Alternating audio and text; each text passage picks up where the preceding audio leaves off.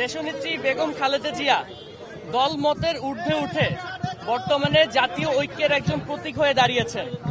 জাতি ঐক্য ধরে রাখতে বর্তমানে বাংলাদেশের এই নাজুক সময়ে জাতির ঐক্য ধরে রাখতে আমাদের দেশনেত্রী বেগম খালেদা জিয়ার উপস্থিতি খুবই প্রয়োজনীয়। আমাদের বিশ্বাস উনি ওনার জীবনে অনেক যুদ্ধ জয় করেছেন।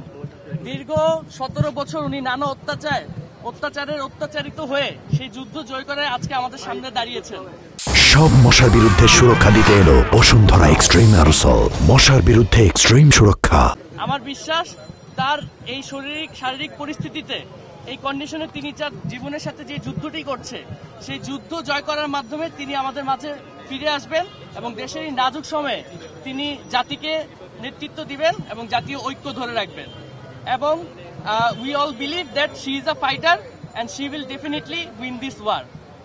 আমরা তার সুস্থতা কামনা করছি এবং দেশবাসীর কাছে আহ্বান করছি তার জন্য মন থেকে দোয়া করবেন এবং তিনি যাতে আমাদের মাঝে ফিরে আসে, দেশের এই নাজুক সময়ে তিনি যাতে নেতৃত্ব দিতে পারেন এবং জাতির একতা ধরে রাখতে পারেন, সেই বিষয়ে যাতে তিনি কাজ করতে পারেন, সেই বিষয়ে সবাই সবার জায়গা থেকে